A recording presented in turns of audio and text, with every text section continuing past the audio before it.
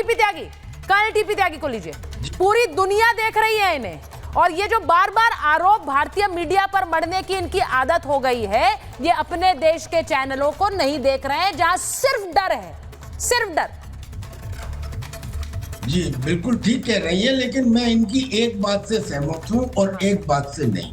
पहले वो जिससे नहीं हूँ। पहली बात तो ये कि कोई झगड़ा फिसाद नहीं, बीच में चिल्लाए नहीं। सर मैं जिस बात से कहना चाहता हूँ सहमत नहीं हूँ वो ये कि इन्होंने, इनके डिफेंस मिनिस्टर ने और उस बिलावल भुट्टो ने, जिसने ये कहा था कि सिंधु नदी में या तो हमारा पानी बहेगा या उनका खून बहेगा, ऐसा क्या हो गया कि अचानक वो बदल गए और कहने लगे कि हम आतंकवाद को बढ़ाने में संलिप्त रहे हैं।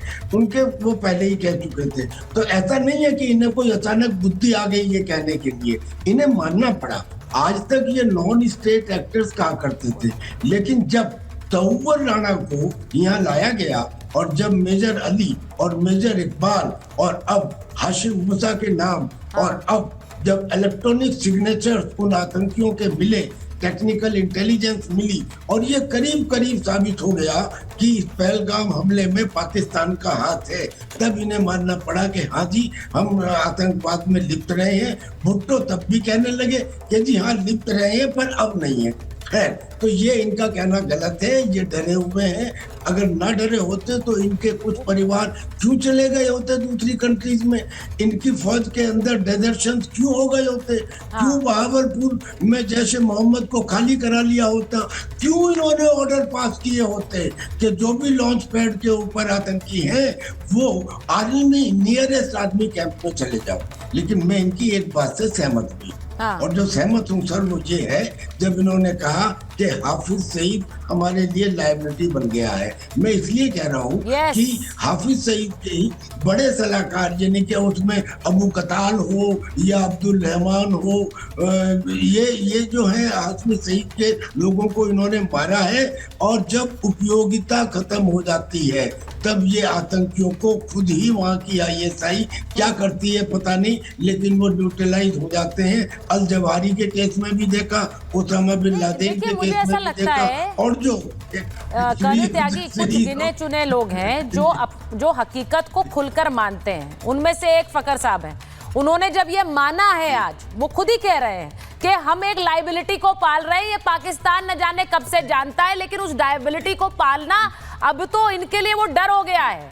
अब तहव्वुर राणा हिंदुस्तान पहुंच गया, हाफिज सईद कहां पहुंचेगा हम नहीं जानते हैं, लेकिन वो एक लायबिलिटी है, ये खुलकर मान रहे हैं। लेकिन सेना के लिए वो सबसे बड़ा अतिथि है, उसको ऐसे बचा कर रखा हुआ है कि कहीं कोई बम गोला उस पर ना गिर जाए, कहीं कोई हथियार उसके ऊपर ना चल जाए। वो अपनी जो गीदड़ भपकियां देता रहता है, ये प्रोटेक्शन देते रहते हैं। क्यों देते हैं भाई हाफिज सईद को प्रोटेक्शन, मुझे नहीं पता है क्यों देते हैं हाफिज सईद को प्रोटेक्शन। आप कर्नल नैन को लीजिए। इसलिए कि हिंदुस्तान को क्रेडिट ना मिल जाए। हाफिज सईद को तो बुरा हो चुका है, बेकार हो चुका है, तभी तो मार देते। ये देखिए, मैं एक चीज बता रही हूँ, तो इनको लगेगा कि हिंदुस्तान में। मैं कर्नल नैन के पास जाऊं और फकर साहब के पास जाऊं, पाकिस्तानी मीडिया पर भी भारत की स्ट्राइक है। जियो न्यूज, डॉन न्यूज का यूट्यूब चैनल भारत में बंद किया गया है, PTV न्यूज का यूट्यूब चैनल भी बंद किया गया है, यानी ये सारे चैनल्स अब भारत में बंद किए गए हैं। ये डिजिटल स्ट्राइक, मैं कहती हूँ कि वाटर स्ट्राइक और डिजिटल स्ट्राइक यही इन्हें मार देगी। अब इसके बाद और सी स्ट्राइक की जरूरत क्या है, और किसी स्ट्राइक की जरूरत है क्या? ये जो वाटर स्ट्राइक है और ये डिजिटल स्ट्राइक है, इसी से ये निपटते रहे, हमें और बाकी स्ट्राइक की क्या जरूरत है? बिल्कुल, ये भी बड़ी बात है। वाटर स्ट्राइक तो बहुत ही अहम स्ट्राइक है। अगर आप देखिए, चेनाब पे हमारे 3 हाइड्रो इलेक्ट्रिक प्रोजेक्ट हैं, झेलम पे 3 हाइड्रो इलेक्ट्रिक प्रोजेक्ट हैं, और हमने तो पानी खोला था सलाल डैम का, हमने तो पानी खोला था उरी डैम का, वहां पे फ्लड्स आने शुरू हो गए पाकिस्तान में। पहले तो कहते हैं हमारा पानी रोकते हो, जब पानी देते हैं तो कहते हो फ्लड्स कर देते हो। लेकिन ये याद रखिएगा आप कि इंडस वाटर ट्रीटी को सस्पेंड करने से जो आपको नुकसान होने वाला है, 10% जीडीपी पे इफेक्ट करेगा।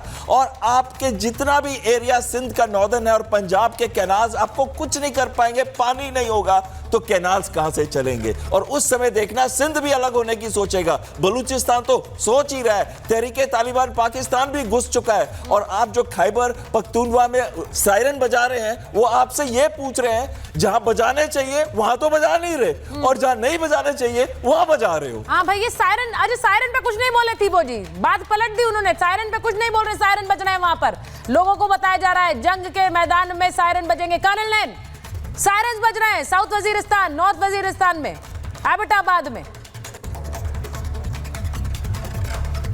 सुचारिता, आई रिक्वेस्ट यू कि थेबो को जरा लाइन पे लेके आ जाओ। इन्होंने तमाशे की बात की थी, जरा थेबो जी को लीजिए भाई, कर्नल नैन और थेबो जी को लीजिए। थेबो साहब, तमाशा ये होता है कि जब हिंदुस्तान कहता है कि एक्शन लेगा तो कभी जरबे हैदरी, कभी फिजाए बदर, कभी हिम्मत मोमिन, और कभी जहाजों को इधर ले जा रहे हो, कभी उधर ले जा रहे हो। F-16 को उठा करके ग्वादर में छुपा दिया, इसको बोलते हैं तमाशा। तमाशा ये होता है कि जब आपकी पूरी पाकिस्तान की जनता गैस गेम में लगी होती है, भारत कब करेगा, किधर करेगा, क्यों करेगा। 2 बजे खड़ा होके अतुल्लाह तरार कहता है 24 से 36 घंटे में कर देगा। और उसके बाद तमाशा यह होता है कि इमरान खान जिसको आपने जेल में डाला है, उसकी बीबी के पास 2 जिन हैं जो मोटरसाइकिल पे बैठ के पिछले कई महीनों से 25 से 30 के करीब आतंकवादियों को ठिकाने लगा सकते हैं। इसको तमाशा कहते हैं। तमाशा ये होता है कि जब हम कहते हैं कि आपका पानी रोक दिया और आप बड़ी बड़ी बक करते हैं ऊपर से नीचे तक और बोलते हैं, हम बोलते हैं रोक दिया तो कर लो, क्या किया, क्या उखाड़ लिया, इसको तमाशा बोलते हैं। और अब असली तमाशा ये है, हमने कभी नहीं कहा कि पाकिस्तान पे अटैक है, हमारा अटैक है आतंकवादियों पे, आतंकवादियों के परपेट्रेटर्स पे।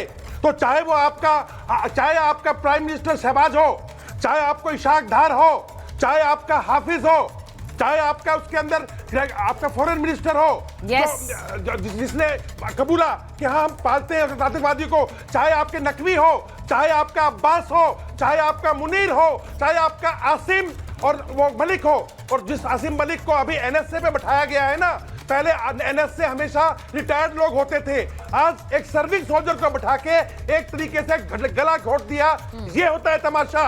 और असली तमाशा मैं आपको बताऊं, पानी रोक दिया, आपकी रेगुलरनेस बंद कर दी, ये होता है तमाशा। और इस तमाशे के इतने चमाटे मारेंगे कि समझ में नहीं आएगा कि क्या हो गया। अभी वेट करो, भारत कोई आपके कहने से अटैक नहीं करेगा। पूरी दुनिया ने कहा युद्ध मत करो, हमने बोला हम कब ने युद्ध की बात कर रहे हैं, हम कह रहे हैं आतंकवादियों को नहीं छोड़ेंगे। और पाकिस्तान ने, कर्नल नैन, आपने बिल्कुल सही ने समझा दिया कि तमाशा क्या होता है। जो ये अभी घर में कर रहे हैं अपने, वो तमाशा ही है। और ये तमाशा पूरी दुनिया को ये बार बार दिखाने की कोशिश करते हैं कि देखिए कैसे आतंक हमें भी परेशान किए हुए है। ये आतंक को पालते हैं और उसके बाद दूसरे पर आरोप मढ़ देते हैं। अब यूएई से भी गुहार लगा रहे हैं, ये भी चलाइए जरा। पाकिस्तान ने यूएई से लगाई मदद की। शहबाज शरीफ ने यूएई के राजदूत से की है मुलाकात और मंत्रियों के साथ यूएई के राजदूत हमद ओबैद से शहबाज शरीफ ने मुलाकात की। यूएई, हाँ अब आप सोचिए, यूएई से मदद की गुहार लगा रहे हैं शहबाज शरीफ। ये जरा तस्वीर भी देख लीजिए। और मैं इसलिए कह रही हूं क्योंकि मुस्लिम देशों से बड़ी आस में है ये। शहबाज ने यूएई के राजदूत से मुलाकात की है पाकिस्तान में। अब ये बताइए, मैं एक चीज आपसे पूछूंगी एम्बेसडर बोरा, क्योंकि ये जान रहे हैं कि इस वक्त इन्हें कोई साथ नहीं दे रहा। जेडी वांस ने भी कह दिया कि पाकिस्तान को भारत तो जवाब देगा, and it will be a serious reply, गंभीर जवाब देगा हिंदुस्तान। वो ये मान रहा है, अमेरिका भी मान कर चल रहा है कि ये रिप्लाई दिया जाएगा।